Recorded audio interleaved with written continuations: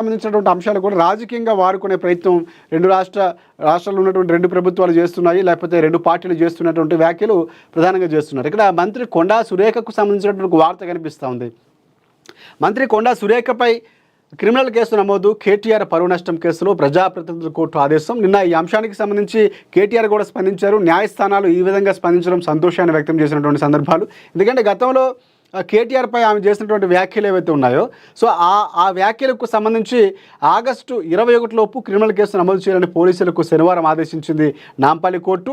కేటీఆర్ ఫిర్యాదు ఊహాగానాల ఆధారంగా ఉందని, సరైన సమాచారం లేదని ఫిర్యాదు చేసినటువంటి పోలీస్ స్టేషన్ పరిధి, ఇతర అంశాలపై సురేఖ తరఫు న్యాయవాది లేవనెత్తినటువంటి అభ్యంతరాలు కోర్టు తోసిపుచ్చింది.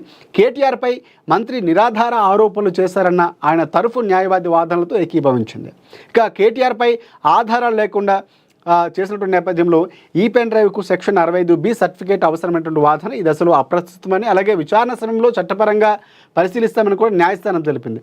పెన్ డ్రైవ్లోని విషయాలను పరిశీలించే దశ ఇంకా రాలేదంటూ కూడా విచారణ సమయంలో చెప్పినటువంటి సందర్భం కనిపిస్తూ ఉంది. సో ఇక్కడ గతంలో సమంతకు సంబంధించినటువంటి అంశాలు, వ్యక్తిగత విషయాల్లో ఆమె చెప్పే ప్రయత్నం చేస్తుంది. కేటీఆర్ డ్రగ్ వాడినటువంటి సందర్భాలు, లేకపోతే ఆ సందర్భాలు ఫోన్ ట్యాపింగ్ అంశాలు, లేకపోతే మాట్లాడుతున్నటువంటి సందర్భంలో నోరు జారారు. తర్వాత ఆమె క్షమాపణలు కూడా చెప్పినటువంటి సందర్భాలు ఉన్నాయి. అంటే నేను మాట్లాడినటువంటి కాంటెస్ట్ వేరు, సో ఆ సందర్భం వేరు, మాటల అవసరాలు వేరు అనేటువంటి ఎక్స్ప్లెయిన్ చేసినటువంటి ప్రయత్నం చేస్తున్నా. తర్వాత టీపీసీసీ మహేష్ కుమార్ గౌడ్ కూడా ఒక క్లారిటీ ఇచ్చారు. అప్పుడే ఆయన నూతన అధ్యక్షుడిగా ఎన్నికైన తర్వాత, టీపీసీసీ అధ్యక్షుడిగా అయిన తర్వాత క్లారిటీ ఇచ్చారు. ఆమె చేత మీడియా ముఖంగా చెప్పించినటువంటి దీన్ని రాద్ధాంతం చేయొద్దు అనేటువంటి సందర్భాలు కూడా ఉన్నాయి.